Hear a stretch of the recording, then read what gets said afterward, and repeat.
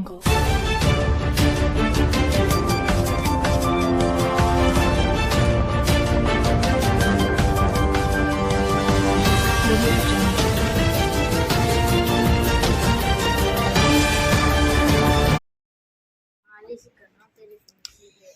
भारत जय भविष्य के साथ मैं भागीरथ सिन्हा भारत भविष्य मीडिया के आप सभी दर्शकों का स्वागत।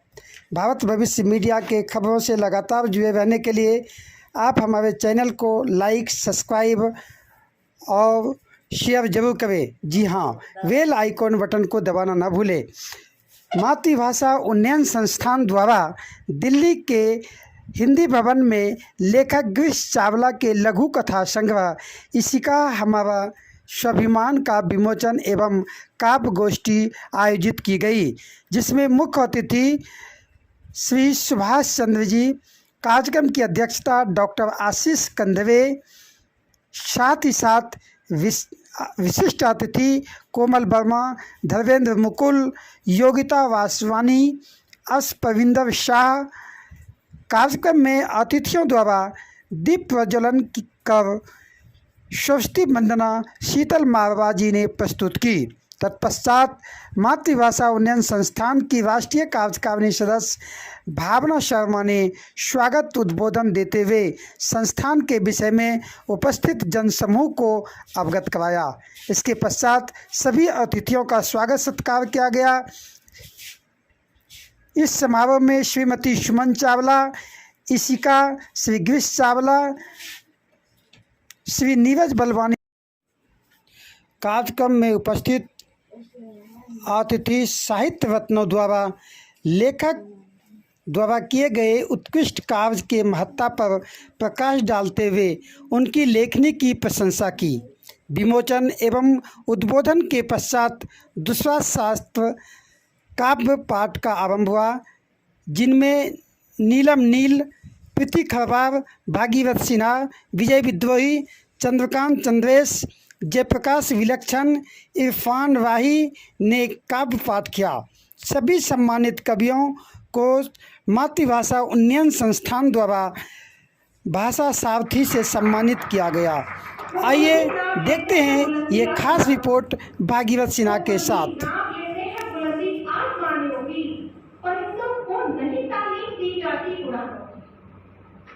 महकाना और महकना होता है काम खुशबू का। महकाना महकना तो काम होता है खुशबू का। खुशबू नहीं मोहताज होती किसी कर्जदारों की। मैं आवाज देती हूँ परम पूज्य आदरणीय सुभाष चंद्र।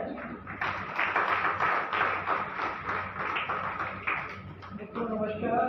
कहने लगे जबकि ऐसा भारतीय सभ्यता में अधिकांश अध्ययन लघुकथा को लेकर के अभी इतना नहीं गंभीरता से नहीं हुआ है। मैं आपको ये बताना चाहूंगी कि सिद्धांत और व्यवहार दोनों में ही फर्क होता है। यदि हम लघुकथाएं सैद्धांतिक दृष्टिकोण से कितनी महत्वपूर्ण है इस पर हम बात करें तो ये एक अलग शोध का विषय है, लेकिन व्यवहारिक दृष्टिकोण से लघुकथाओं का महत्व साहित्यिक समाज में आज स्वीकृत है, पाठकों ने भी इसे स्वीकार किया। आज जिस पुस्तक पर आज हम सब बात करने के लिए उपस्थित हुए हैं उसका नाम है इशिका। जबकि आज इस संग्रह को मैं खोल करके देखती हूँ तो इसमें इशिका नाम से एक भी लघुकथा नहीं है। ये तो लेखक जाने और लेखक का आत्मबोध ही जाने की आगे ऐसा क्यों किया गया, क्योंकि मुझे लगता है जो शीर्षक होता है किसी पुस्तक पर, आखिर पृष्ठ पर जो नाम अंकित होता है किसी पुस्तक पर, वह नाम उसकी असल कथा का मुख्य कथानक होता है, वही उसकी आत्मा का परिचय है। ये जो पुस्तक है इशिका वो गिरीश चावला जी की सुपुत्री के नाम के आधार पर लिखा गया है। तो इसलिए मुझे लगता है कि इसकी पृष्ठभूमि वर्तमान समाज में घटने वाली घटनाओं को केंद्र में रख करके लिखी गई होगी। जैसे हम लोग फिल्म देखते हैं तो ट्रेलर देख कर ही हम उस फिल्म के बारे में अनुमान लगा लेते हैं कि वो फिल्म कैसी हो। वैसे ही किसी पुस्तक को जब हम हाथ में लेते हैं तो सबसे पहले हमारे सामने उसका टाइटल, उसका शीर्षक आता है और उसके शीर्षक को पढ़कर ही हमें अनुमान लगा लेते हैं कि इस पुस्तक पढ़ना चाहिए, नहीं पढ़ना चाहिए, इस पुस्तक की उपयोगिता क्या होगी, इस पुस्तक को पढ़कर के हमें लाभ क्या होगा। लाभ के दृष्टिकोण से अगर मैं बात करूंगी तो पाठक को किसी भी पुस्तक को पढ़कर के दो तरह का लाभ होता है। एक तो जो उसकी ज्ञान की जो पिपासा होती है, ज्ञान पिपासु जो लोग होते हैं उनके ज्ञान का संवर्धन होता है। और दूसरी पठनीयता का जो आनंद है, किससे कहानियां पढ़ने का जो आनंद है, उस आनंद में निमग्न होने के लिए उस रचना में कितनी सामग्री की गई है ये जांच करनी चाहिए। तो पाठक इन्हीं दो दृष्टिकोण से देखता है, या तो ज्ञान के लिए या मनोरंजन या रंजन के लिए। निश्चित रूप से आज पाठक जब इस पुस्तक को पढ़ेगा तो वो सोचेगा कि मैं अपना मनोरंजन कर रहा हूँ या फिर अपने ज्ञान का संवर्धन कर रहा हूँ। मनुष्य को जितनी आवश्यकता ज्ञान की होती है उतनी ही योगिता जी ने मुंबई से आमंत्रित किया है 2 शब्द कहने के लिए।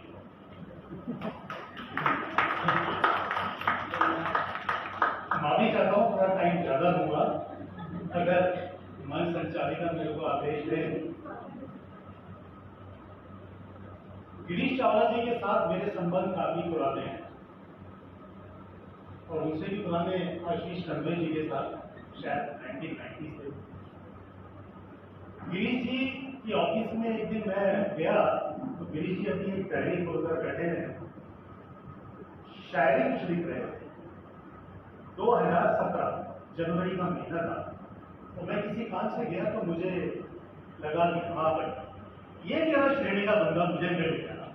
क्यों 79-80 से जब मैंने लिखना शुरू किया तो जब भी मैं कुछ लिखता और किसी को सुनाने की कोशिश करता तो मुझसे से दूर लगता था जैसे मैंने उसे कोई इंश्योरेंस पॉलिसी खरीदने के लिए मजबूर कर दिया। गिरीश जी को देखा, मैंने कहा भाई, फिर हमारी हर शाम इनके ऑफिस में होने लगी, ये मुझे अभी सुनाते हैं, मैं इनको भी सुनाता। और हुआ ये कि हम लोगों ने कहा कि क्यों ना हम अपनी कुछ रचनाओं को एक लघुकथाओं के रूप में जो लिखते हैं इनको हम प्रकाशित करें। उस समय हम भावना जी के संपर्क में आए तो हम लोगों का दिसंबर 2018 में यहीं पर विमोचन हुआ मेरी पुस्तक की अर्श और गिरीश जी की क्षमा। उस पुस्तक का विमोचन हुआ। लेखक के बारे में मैं बताऊं तो लेखक समझ जाऊंगा, लेखक बड़ा स्वार्थी होता है। कैसे स्वार्थी? ना वो दिन देखता है ना देखता है, लिखना है तो लिखना है तो लिखना है तो लिखना। अब लिखने के बाद उसको ये लगता है कि मैं इसको सुनाऊं भी जरूर, क्योंकि वो ना तो 8 दिसंबर देखता है और ना ही 12 जून देखता है, क्या सुनाना जरूर। तो अब वैसी पुस्तक के ऊपर बात इशिका, जैसे कि कोमल जी ने कहा कि इशिका के बारे में शब्द कोश में ऐसा नहीं बोला, तो मैंने अपने आप से इसको जोड़ लिया। इशिका का मतलब इश्क एक सच्चे प्यार से होगा, ऐसा मैंने अपने आप को समझाया था। गिरीश चावला जी की वैसे तो हर कहानी बड़ी लाजवाब बहुत ही सुंदर है, एक मकसद के साथ लिखी गई, एक मैसेज के साथ लिखी है। लेकिन उनकी खास तौर पर 3 कहानियां जो मुझे बहुत अच्छी लगी। आज हम 6 लेन 8 लेन का हम लोग देखते हैं कि भाई हाईवे बने जा रहे हैं, इतने वृक्ष कटे जा रहे हैं, इसका कोई ध्यान नहीं करता। हम खुश हैं कि जो दूरी हम 4 घंटे में खत्म करते थे वो आज हम 6 घंटे में पूरी कर देते हैं, पर इसके पीछे क्या कुर्बानियां देनी पड़ रही है वो कोई नहीं जानता। तो इनकी एक कहानी है आया सामान जून की, 2 वृक्षों की कहानी जो आपस में अपना दर्द बांटते हैं। और इसके अलावा एक है वफा के लिए छही छपा छही छपा छही। और सबसे अच्छी कहानी जो मुझे इनकी लगी वो लगी विरुद्ध प्रश्न, पेज नंबर 43 पर सिर्फ 15 लाइन की ये कहानी है और मुझे लगता है ये कहानी आप सब जरूर पढ़ें। सिर्फ 15 लाइन में उन्होंने एक ऐसा मैसेज दिया है, बहुत ही सुंदर, बहुत ही लाजवाब। इशिका के इस विमोचन के अवसर पर मैं गिरीश जी को धन्यवाद देता हूँ। अगला विमोचन सितंबर या अक्टूबर के महीने में होगा जो सभी हम लोग एटलीस्ट मौसम को देखते हुए थोड़ा सा कंफर्टेबल रहे। इन्हीं शब्दों के साथ शुभकामनाओं के साथ आप सबका धन्यवाद। Thank you very much.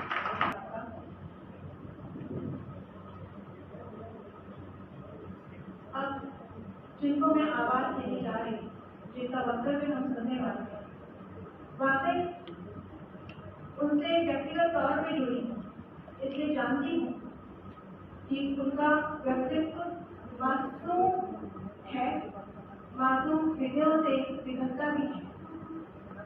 किसी की आंखों में आंसू नहीं देख सकता और चाहता है कि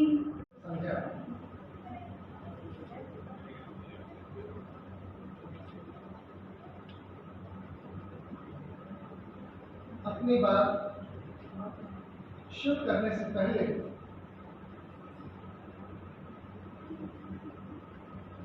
उनकी स्तुति कर लेते हैं, जिनके कारण हम सब यहाँ उपस्थित हैं।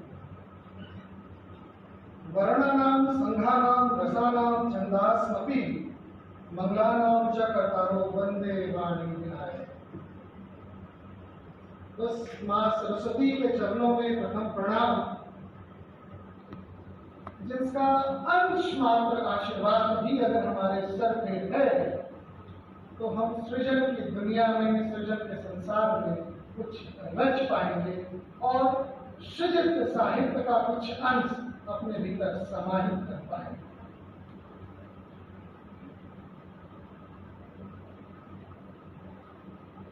आज के इस सारस्वत लोकार्पण समारोह के मुख्य अतिथि, जिन्होंने पहली बार मुझे आदरणीय बोला है,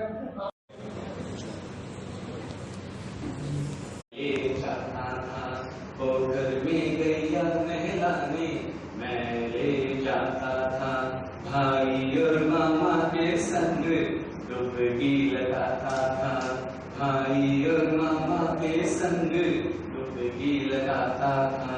स्विमिंग पूल में कौन भला वैसा सुख पाता है, स्विमिंग पूल में कौन भला वैसा सुख पाता है। क्या तुमको भी तुम्हारा काम याद आता है, क्या तुमको भी तुम्हारा काम याद आता है।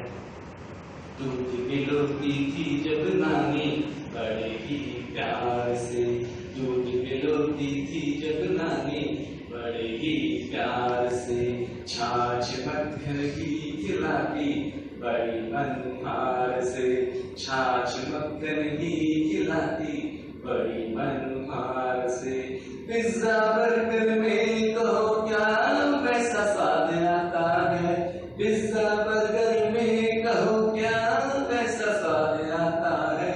क्या तुमको भी, हाँ क्या तुमको भी तुम्हारा काम याद आता है, क्या तुमको भी तुम्हारा काम याद आता है, क्या तुमको भी तुम्हारा काम याद। Sir, please! Moment, keep silent, please! Request! Just excuse me.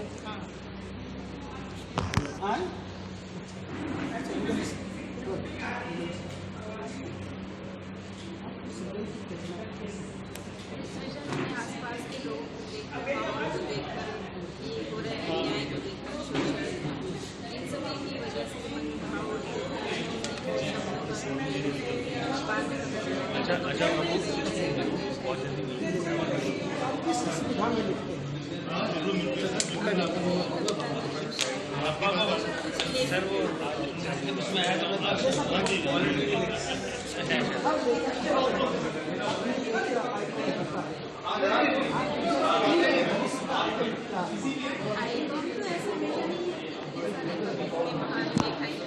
सब में बहुत सारी चीजें सीखने लायक जो कि स्थापित करने में ये करते हैं।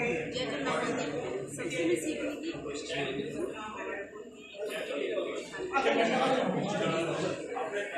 इसके अलावा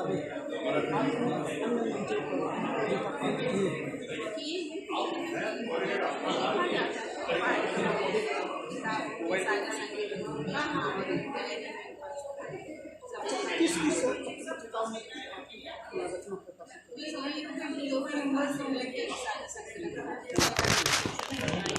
एक मेरी प्रकाशित हुई 2014 में सुनो समय जो कहता है, ये भी साझा कर संकलन ये भी प्रेस पत्रिका बनारस की निकलती है, उसमें भी प्रकाशित हुई है।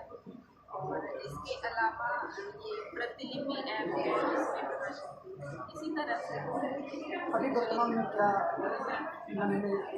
भविष्य को लेकर भविष्य सर बात यह है कि साहित्य एक तरह से जीवन है, लेकिन जीवन जीने के लिए जीविकोपार्जन की जरूरत होती है, वो इसमें कम महसूस होती है और घर वाले इसको प्रोत्साहित नहीं करते हैं। हालांकि ये मातृभाषा उन्नयन संस्थान हिंदी ग्राम और तमाम माध्यमों से इसके लिए प्रयास कर रहा है, तो अगर ऐसा अवसर मिला तो प्राथमिकता इसे ही होगी, साहित्य और हिंदी भाषा मेरी ये सर्वोपरि है। हालांकि जीविकोपार्जन के लिए मैं और मार्ग की तलाश कर रही हूँ।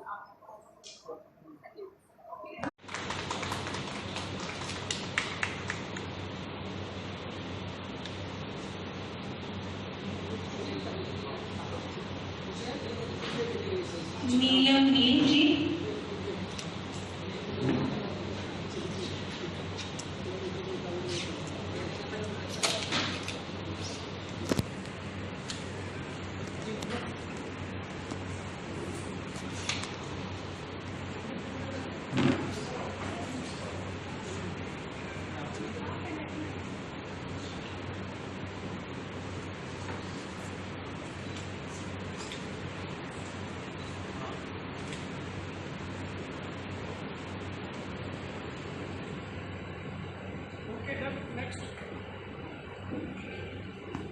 जयप्रकाश विलक्षण जी,